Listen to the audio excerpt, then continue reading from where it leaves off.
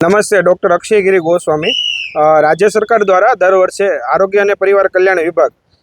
અંતર્ગત આવતી તબીબી સેવાઓ અને શિક્ષણ દ્વારા જે મેડિકલ કોલેજની અંદર MBBSનો અભ્યાસ પૂર્ણ કરેલા વિદ્યાર્થીઓ હોય કે જેમની ઇન્ટર્નશીપ પૂર્ણ થયેલી હોય તેઓને એક વર્ષ ગ્રામ્ય વિસ્તારોની અંદર આરોગ્ય સુખાકારી પૂર્ણ થઈ શકે એના માટે બોન્ડેડ સેવાઓ પૂરી પાડવામાં આવતી હોય છે। આ બોન્ડ છે એ એક વર્ષ માટેનો હોય છે અને જો યુજી બોન્ડ પૂરો ન કરવામાં આવે તો 20 લાખ રૂપિયા ચૂકવવામાં આવતા હોય છે। આ અંતર્ગત આજરોજ જે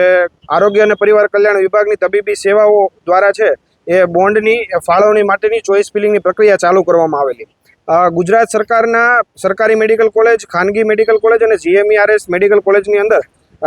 બેચ 2020 યુજીની અંદર અભ્યાસ કરતા 3336 વિદ્યાર્થીઓની આ માટેની મેરિટ યાદી બની અને રાજ્ય સરકારના આરોગ્ય અને પરિવાર કલ્યાણ વિભાગની અંદર સોંપવામાં આવેલી। પણ આજે જે ચોઇસ ફિલિંગની પ્રક્રિયા ચાલુ કરવામાં આવેલી છે તેમાં માત્ર 1490 જે તબીબો છે એમને ચોઇસ ફિલિંગ કરવા માટેની પરમિશન આપવામાં આવેલી છે। આ બાબતે અમે આજરોજ સરકારી મેડિકલ કોલેજ ભાવનગરના ડીન, સટી જનરલ હોસ્પિટલના તબીબી અધિક્ષક અને ભાવનગરના વિભાગીય નાયબ નિયામકશ્રીને એક હકારાત્મક રજૂઆત કરેલી છે કે આ બાબતને આપ ધ્યાને લઈ અને જે લોકો બોન્ડ કરવા માગે છે અને રાજ્યની અંદર આરોગ્ય સુખાકારી માટે કામ કરવા માગે છે તેવા બોન્ડેડ તબીબોની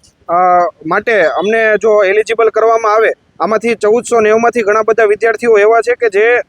અમારી સાથે નીટ પીજીની તૈયારી કરી રહ્યા છે અને નીટ પીજી